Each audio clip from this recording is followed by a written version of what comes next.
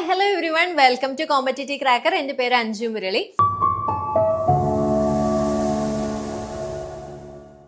ഇപ്പോൾ നമ്മുടെ RRB group D എക്സാമിന്റെ നോട്ടിഫിക്കേഷൻ ഒക്കെ വന്നു, എല്ലാവരും അപ്ലൈ ചെയ്ത് തുടങ്ങിയിട്ടുണ്ടാവും എന്ന് വിചാരിക്കുന്നു. അപ്ലൈ ചെയ്യാത്തവരെ ഒട്ടും മടിക്കേണ്ട, ഇപ്പം തന്നെ അപ്ലൈ ചെയ്യുക. കാരണം ലാസ്റ്റിലേക്ക് വെക്കുമ്പോഴത്തേക്കും സൈറ്റ് ഹാങ് ആവാനുള്ള ചാൻസ് ഉള്ളത് കൊണ്ട് പെട്ടെന്ന് തന്നെ അപ്ലൈ ചെയ്യുക. അപ്പോൾ RRB ഗ്രൂപ്പ് ഡി എക്സാമിന്റെ നോട്ടിഫിക്കേഷൻ ഒക്കെ എല്ലാവരും ഡീറ്റെയിൽ ആയിട്ട് നോക്കി കാണും. അതിൽ നമുക്ക് എക്സാം പ്രിപ്പറേഷനിൽ വരുമ്പോഴത്തേക്കും ഇമ്പോർട്ടൻ്റ് ആയിട്ട് നമ്മൾ ആ നോട്ടിഫിക്കേഷനിൽ തന്നെ മനസ്സിലാക്കേണ്ട കുറച്ച് കാര്യങ്ങളുണ്ട്. അതിലൊന്ന് ഇമ്പോർട്ടൻറ്റ് ഡേറ്റ്സ് ഞാൻ ആദ്യം ഒന്ന് പറയാം. ഇമ്പോർട്ടൻറ്റ് ഡേറ്റ് 31 ജനുവരി 31 ആപ്ലിക്കേഷൻ ഓപ്പൺ ആക്കിയിട്ടുണ്ട്. ആൻഡ് നമുക്ക് അപ്ലൈ ചെയ്യാനുള്ള ലാസ്റ്റ് ഡേറ്റ് വരുന്നത് മാർച്ച് 2.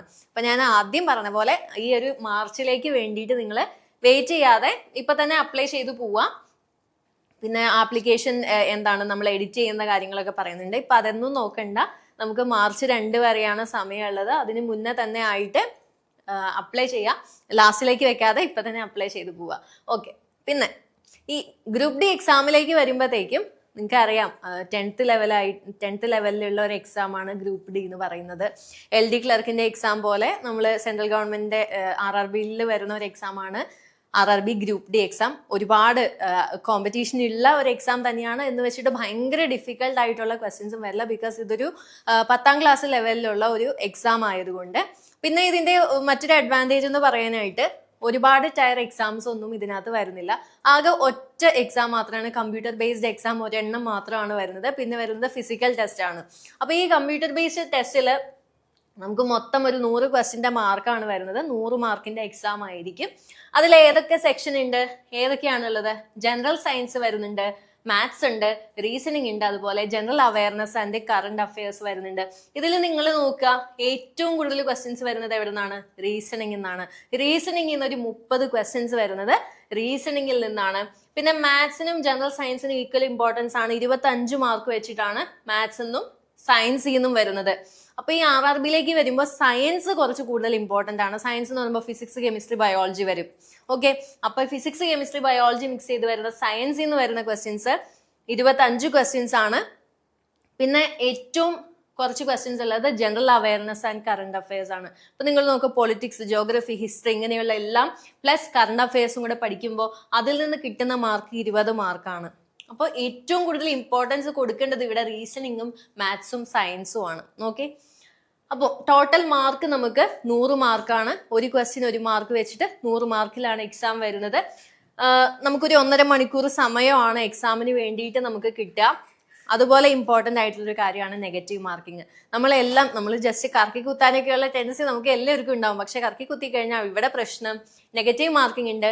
1/3 1/3 മാർക്കാണ് നെഗറ്റീവ് മാർക്കിംഗ് വരുന്നത്. അപ്പൊ അതും മൈൻഡിൽ വെച്ചിട്ട് വേണം നമ്മൾ ആൻസേഴ്സ് മാർക്ക് ചെയ്യാൻ വേണ്ടിയിട്ട്. നമുക്ക് പ്രത്യേകിച്ച് കറക്കി കുത്താൻ തോന്നുന്നത് എവിടെയാണെന്നറിയോ?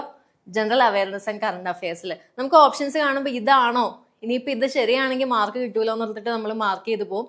പക്ഷെ അത് റോങ് ആയി കഴിഞ്ഞാൽ ഈ നെഗറ്റീവ് മാർക്കിംഗ് ഈവൻ 0.01 മാർക്കിന്റെ ഡിഫറൻസിൽ പോലും നിങ്ങൾക്ക് റാങ്കിൽ ഒരുപാട് ഡിഫറൻസ് വരാം. അപ്പൊ അത് മൈൻഡിൽ വെക്കുക. പിന്നെ ഇന്ന് ഞാൻ പറയാനായിട്ട് മെയിൻ ആയിട്ട് ഉദ്ദേശിക്കുന്നത് നമ്മുടെ RRB ഗ്രൂപ്പ് ഡിയുടെ ഫസ്റ്റ് CBT എക്സാമിന്റെ സിലബസ് ആണ്. സിലബസില് നമുക്കറിയാം 4 സെക്ഷനാണ് നമ്മൾ കണ്ടു. മാത്സ്, റീസണിങ്, ജനറൽ സയൻസ്, അതുപോലെ general awareness and current affairs. First section മാത്സിൽ വരുന്നത് ഏതൊക്കെയാണ്? നമ്പർ സിസ്റ്റം വരുന്നുണ്ട്, ബോർഡ് മാസ് വരുന്നുണ്ട്, decimals and fractions, LCM, HCF, ratio, proportion. ഇതെല്ലാം മാത്സിൽ വരുന്ന ടോപ്പിക്സ് ആണ്. ഈ ടോപ്പിക്സ് എല്ലാം നമ്മൾ കവർ ചെയ്യണം.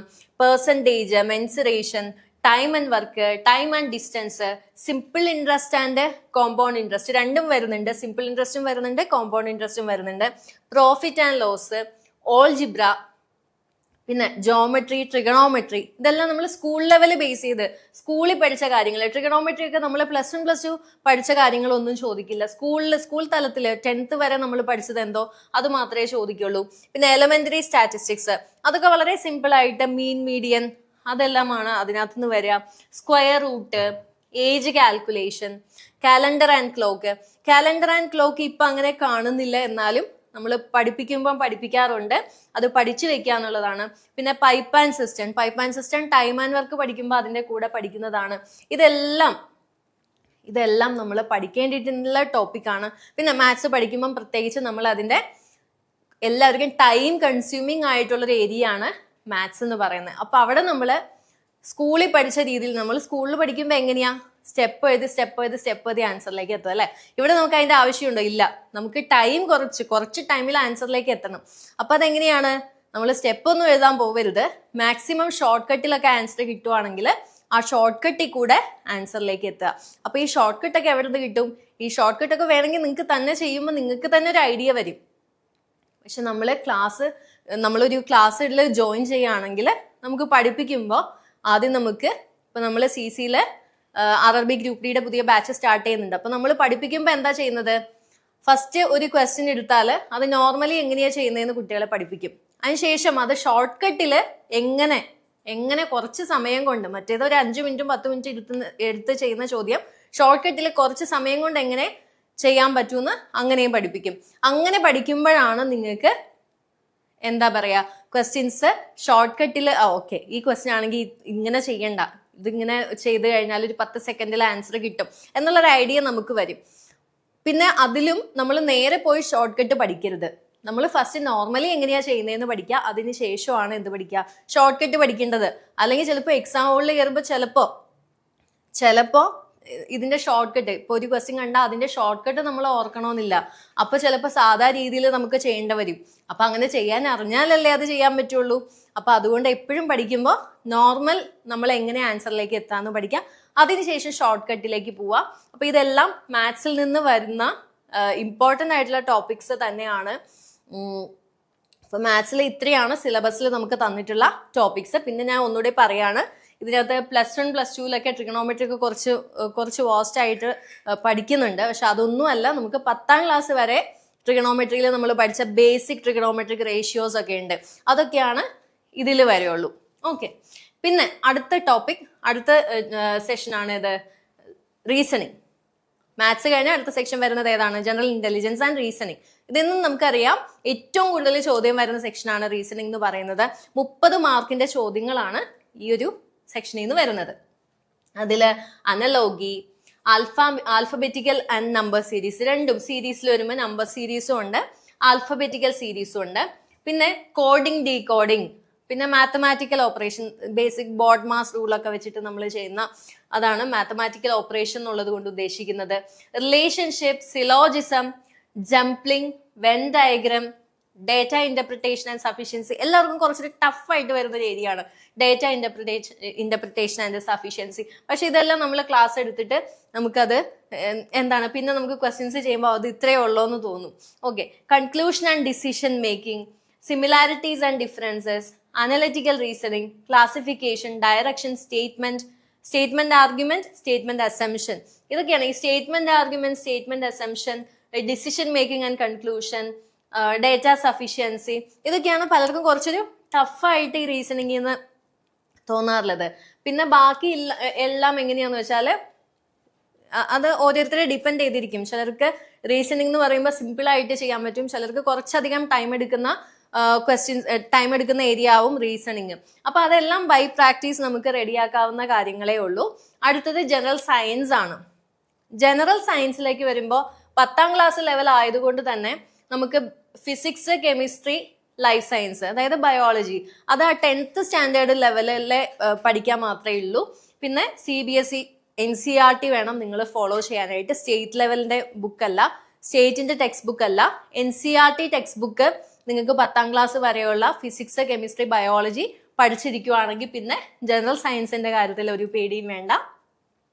പിന്നെ അടുത്തത് വരുന്നത് general awareness and current affairs. ഇതിൽ നിന്ന് 20 മാർക്കിന്റെ ചോദ്യങ്ങളാണ് വരുന്നത്. ഞാൻ ആദ്യം പറഞ്ഞു നമുക്ക് ഇതിൽ ഒരുപാട് പഠിക്കാനുണ്ട്. പൊളിറ്റിക്സ്, ഹിസ്റ്ററി, ജോഗ്രഫി, അങ്ങനെ ഒരുപാട് പഠിക്കാനുണ്ട്. പ്ലസ് കറണ്ട് അഫയേഴ്സ് ഓൾസോ പഠിക്കാനുണ്ട്. കറണ്ട് അഫയേഴ്സ് എന്ന് പറയുമ്പോൾ ലാസ്റ്റ് ഒരു 6 മാസത്തെ എങ്കിലും എക്സാം നടക്കുന്നതിന് തൊട്ട് മുന്നേ വരുന്ന 6 മാസത്തെ എങ്കിലും പഠിച്ചിരിക്കണം. ശരിക്കും 1 ഇയറിലെ പഠിക്കണം. 1 ഇയറിലെ അറിയാമെങ്കിലാണ് ഏറ്റവും നല്ലത്. ഇപ്പോഴും നിങ്ങൾ ഫോക്കസ് ചെയ്യും. ഇനിയിപ്പം കുറച്ച് ടൈം നമുക്ക് കിട്ടി, ഈ കുറച്ച് സമയത്തിനുള്ളിൽ നമുക്ക് എന്തായാലും കറണ്ട് അഫയേഴ്സ് റിവൈസ് ചെയ്ത് നോക്കി പോകണം. ലാസ്റ്റ് ഒരു 1 ഇയറിലെ കറണ്ട് അഫയേഴ്സ് അറിയാമെങ്കിൽ പിന്നെ നിങ്ങൾക്ക് കോൺഫിഡൻ്റ് ആയി ഓക്കെ ഈ ഒരു ഏരിയയിൽ നിങ്ങൾക്ക് science and technology, sports, culture, personality, economics, politics, അങ്ങനെ any other subject of importance എന്ന് പറഞ്ഞിട്ടുണ്ട്. മീൻസ് അവിടെ ഹിസ്റ്ററി, ജിയോഗ്രഫി എന്ത് വേണേലും നമുക്ക് ചോദിക്കാവുന്നതാണ്. അപ്പൊ അതെല്ലാം പിന്നെ നിങ്ങൾ ഓർക്കുക എപ്പോഴും, നമ്മുടെ ഈ ഒരു സെക്ഷൻ നമുക്ക് 20 മാർക്കിനാണ് ചോദിക്കുന്നത്. അപ്പൊ നിങ്ങൾ ആ ഒരു രീതിയിൽ ബാലൻസ് ചെയ്ത് വേണം കൊണ്ടുപോകാനായിട്ട് പ്രിപ്പയർ ചെയ്യുമ്പോൾ. ഓക്കെ, അപ്പൊ നമുക്ക് ഇത്രയും സിലബസിൽ ഇത്രയധികം ടോപ്പിക്സ് നമുക്ക് പഠിക്കാനുണ്ട്. നമുക്ക് എന്തായാലും ഒരുപാട് അങ്ങ് സമയമൊന്നും കിട്ടില്ല. ഇപ്പൊ ഈ കുറച്ച് സമയത്തിന്റെ ഉള്ളിൽ എങ്ങനെ ഇത്രയും സിലബസ് കവർ ചെയ്യാന്ന് വെച്ചാൽ, നിങ്ങളൊരു ക്ലാസ് എടുക്കുവാണെങ്കിൽ തീർച്ചയായിട്ടും നിങ്ങൾക്ക് ആ ക്ലാസ്സിൽ എല്ലാ സിലബസും നമ്മൾ എന്തായാലും ഷെഡ്യൂൾ ചെയ്ത് വെച്ചിട്ടുണ്ടാവും, ഓരോ ദിവസം എന്താണ് പഠിക്കേണ്ടതെന്നുള്ളത്. അപ്പൊ അതനുസരിച്ചിട്ട് നിങ്ങൾക്ക് ക്ലാസ്സുകൾ തരും. അതോടൊപ്പം തന്നെ ലൈവ് ക്ലാസ് ഉണ്ടാവും, റെക്കോർഡഡ് ക്ലാസ് ഉണ്ടാവും. നിങ്ങൾക്ക് നിങ്ങളുടെ കൂടെ നിങ്ങളെ ഗൈഡ് ചെയ്യാൻ വേണ്ടിയിട്ട് നിങ്ങൾക്ക് ഒരു മെന്ററും ഉണ്ടാവും. സോ മെന്റർഷിപ്പോട് കൂടിയ ക്ലാസ് ആയിരിക്കും.